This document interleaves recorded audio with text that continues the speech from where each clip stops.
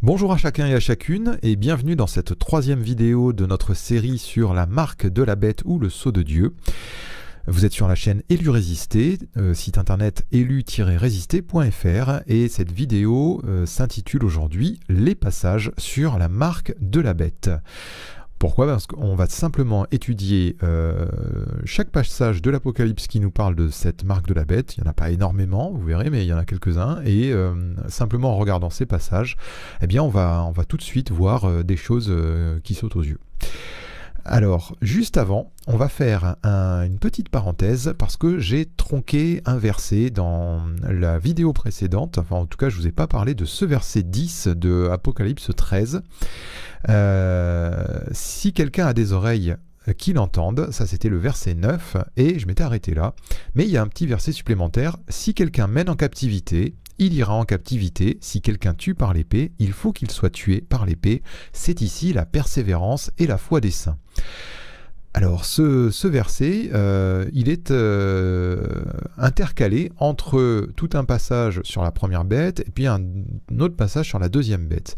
Et de prime abord, on pourrait se dire mais qu'est-ce qui vient faire là, ce passage ? Eh bien en fait, pour mieux comprendre, donc il est question de la première bête avant, il faut remonter un petit peu en arrière.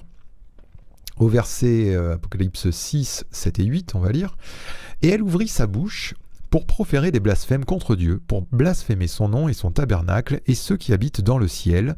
Et il lui fut donné de faire la guerre aux saints et de les vaincre. Et il lui fut donné autorité sur toute tribu, tout peuple, toute langue et toute nation. Et tous les habitants de la terre l'adoreront, ceux dont le nom n'a pas été écrit dès la fondation du monde dans le livre de vie de l'agneau qui a été immolé. Et donc là, le Seigneur nous dit, si quelqu'un a des oreilles, qu'il entende. Si quelqu'un mène en captivité, il ira en captivité. Si quelqu'un tue par l'épée, il faut qu'il soit tué par l'épée. C'est ici la persévérance et la foi des saints. Alors, de prime abord, on peut prendre ce verset pour nous en disant, le Seigneur, il nous donne un avertissement que si on mène en captivité, on va en captivité. Si on tue par l'épée, il faut qu'on soit tué par l'épée. Et c'est ce qu'on pourrait penser de prime abord. Le Seigneur nous invite à ne pas prendre des armes charnelles, ne pas nous défendre d'une manière charnelle et physique, et parce que dans le cas contraire, celui qui va tuer par l'épée, il sera tué. Il faudra qu'il soit tué par l'épée. Bon, ça pourrait être une première lecture rapide, mais en fait, quand on regarde avec le contexte, on voit bien que ici, le Seigneur nous dit, au verset 7 particulièrement, que la bête fera la guerre aux saints et elle va les vaincre. Et donc, ça nous donne une indication que ce verset, il est vraiment à comprendre dans le sens d'une persévérance dans l'épreuve. Pourquoi ? Parce que le Seigneur va nous dire, rappelez-vous que celui qui mène en captivité, eh bien, il ira en captivité. Un peu comme si le Seigneur nous disait, écoutez, si vous êtes mené en captivité, celui qui vous aura mené en captivité, eh bien, il sera jugé, il ira lui aussi en captivité. De la même manière, si vous êtes tué par l'épée, eh bien, celui qui vous a fait ce mal, il sera lui-même tué par l'épée. C'est pourquoi ensuite il ajoute, c'est ici la persévérance, ou dans d'autres traductions, on lit très souvent la patience et la foi des saints. Vous voyez, persévérance, patience, dans quoi ? Eh bien, dans l'épreuve, et dans notamment ces épreuves dernières, on va dire, pour les saints, quand ils seront persécutés par la bête. Et il y a une deuxième bête, j'en ai déjà parlé précédemment, et cette deuxième bête, elle aussi, il nous est dit en Apocalypse 13, il lui fut donné d'animer l'image de la bête, afin que l'image de la bête parlât, et qu'elle fit que tous ceux qui n'adoraient pas l'image de la bête fussent tués. Donc il y a une redite de cette persécution. Alors là, c'est vraiment clairement désigné pour les saints. Ici, c'est pas forcément stipulé davantage, mais voilà, là encore, il y a vraiment une persécution dès qu'il y a un manque d'adoration de la bête, et il est évident que tout enfant de Dieu fidèle, eh bien, il risque à ce moment-là la captivité ou la mort. C'est une évidence. Voilà, c'est une petite parenthèse pour ce verset, et on va voir maintenant donc notre sujet du jour, la marque de la bête, les textes qui concernent cette marque. Apocalypse 13, versets 16 et 18. Et elle fit que tous, petits et grands, riches et pauvres, libres et esclaves, reçussent une marque sur leur main droite ou sur leur front, et que personne ne put acheter ni vendre sans avoir la marque, le nom de la bête ou le nombre de son nom. C'est ici la sagesse que celui qui a de l'intelligence calcule le nombre de la bête, car c'est un nombre d'hommes, et son nombre est 666. Second texte, Apocalypse 14, versets 9 à 11. Et un troisième ange les suivit en disant d'une voix forte, « Si quelqu'un adore la bête et son image et reçoit sur le front ou sur sa main, et reçoit une marque, sur le front ou sur sa main, il boira lui aussi du vin de la fureur de Dieu versé sans mélange dans la coupe de sa colère, et il sera tourmenté dans le feu et le soufre devant les saints anges et devant l'agneau. Et la fumée de leur tourment monte au siècle des siècles, et ils n'ont de repos ni jour ni nuit, ceux qui adorent la bête et son image, et quiconque reçoit la marque de son nom. » Texte suivant, Apocalypse 16, verset 2. « Le premier alla, et il versa sa coupe sur la terre, et un ulcère malin et douloureux frappa les hommes qui avaient la marque de la bête et qui adoraient son image. » Apocalypse 19 et verset 20. « Et la bête fut prise, et avec elle le faux prophète qui avait fait devant elle les prodiges par lesquels il avait séduit ceux qui avaient pris la marque de la bête et adoré son image.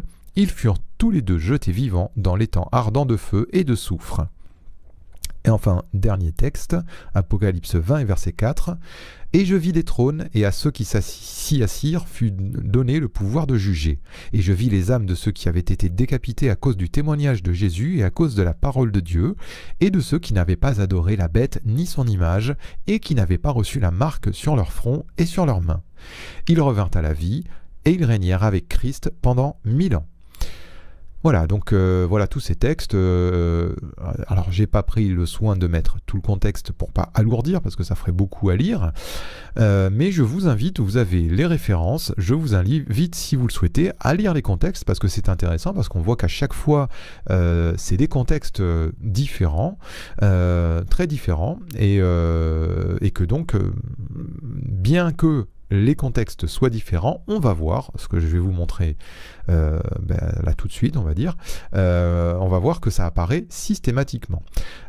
Donc, on va commencer par, vous voyez, j'ai indiqué des verbes avec plusieurs couleurs. Le verbe reçus, le verbe avoir et qui avait, et ensuite le verbe reçoit, qui avait pris, qui n'avait pas reçu.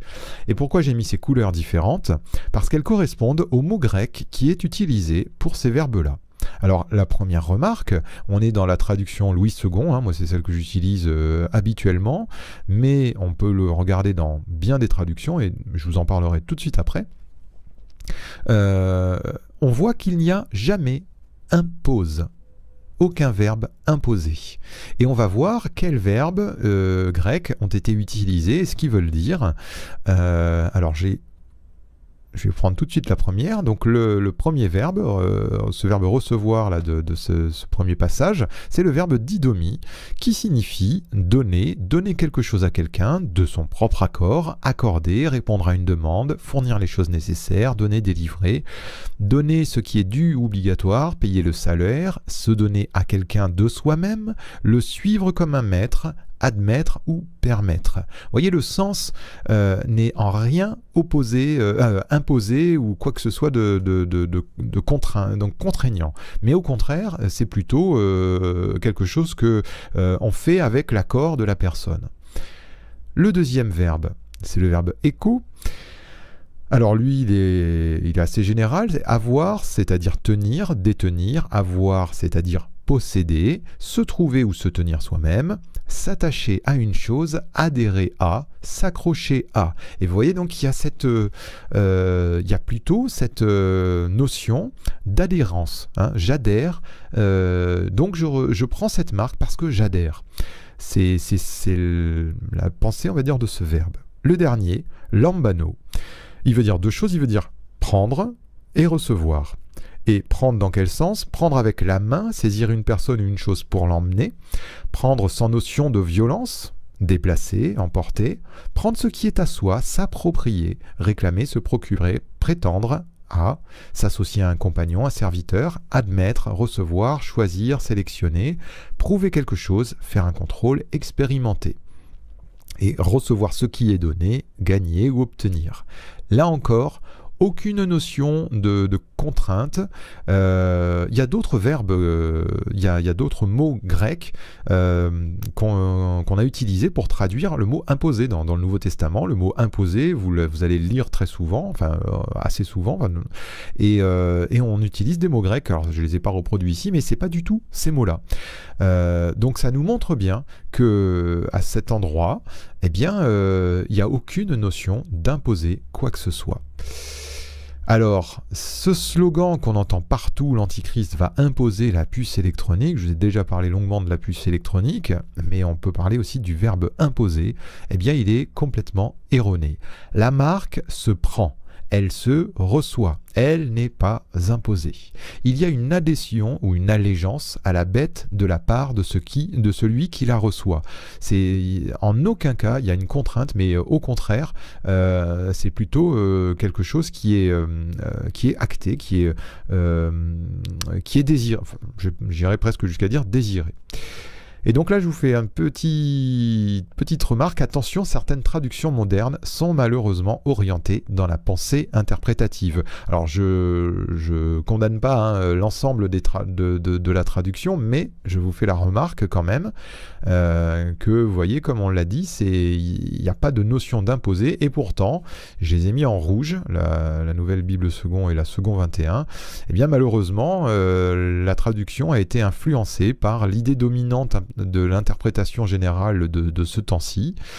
Et voilà, on leur a mis le verbe imposer dans ce verset, et c'est malheureusement pas le cas. Et si vous regardez bien, là ici j'ai mis les vieilles traductions, ici des traductions plus modernes, et la grande majorité du temps, c'est bien traduit donner ou recevoir ou prendre.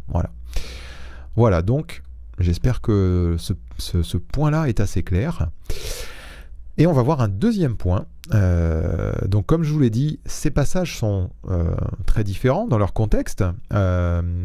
Ils parlent de choses différentes, mais on retrouve à chaque fois cette mention de la marque de la bête. Et regardez, donc là je remets en rouge la notion de la marque de la bête. Et regardez, à chaque verset, à chaque fois, vous allez retrouver ceci. Ceux qui n'adoraient pas l'image de la bête, ici, qui adorent la bête et son image, qui adorent son image, adorer son image, ceux qui n'avaient pas adoré la bête ni son image. Alors, il y a l'image, ça on en reparlera dans une vidéo future, mais il y a aussi, c'est surtout ça que je voulais vous faire remarquer, le fait d'avoir ou pas la marque de la bête est toujours lié à l'adoration de celle-ci. Vous voyez, ça c'est clair. Tous les versets, absolument tous les versets, mettent en lien cette marque de la bête et l'adoration de la bête. Donc on est très loin de la notion d'imposer quelque chose sur la contrainte à ceux qui voudraient ne pas prendre cette marque, mais c'est absolument pas ça, bien au contraire. La notion d'adoration, elle est liée toujours à cette marque de la bête. Les passages bibliques sur la marque nous montrent donc deux choses: que la marque se prend ou nous est donnée, mais elle n'est pas imposée, et que celui qui la reçoit a également pour dessein d'adorer la bête. Voilà, écoutez, on ne va pas plus loin pour aujourd'hui. J'espère que ces choses, vous les remarquez. Et je voudrais vous dire que ce que moi je peux vous dire, ou que d'autres personnes peuvent vous enseigner sur ces passages, ça n'est pas ce que vous devez retenir. Ce que vous devez retenir, c'est ce que l'Esprit du Seigneur Jésus lui-même déposera dans votre cœur. Et pour cela, eh bien, là, moi, je vous ai fait part de certaines choses, vous les avez écoutées, mais ce que je vous invite à faire, c'est à relire tous les passages autour de cette marque, par exemple, comme là, vous avez ces références dans cette vidéo, et à les relire et à laisser le Seigneur, dans un esprit de prière, le laisser vous déposer lui-même ce qu'il souhaite que vous reteniez de toutes ces choses, afin que dans votre cœur, il y ait ce que le Seigneur a déposé lui-même. Pas la parole d'un homme, mais la parole du Seigneur lui-même. Voilà, je vous dis à très bientôt pour la prochaine vidéo. Soyez bénis, au revoir.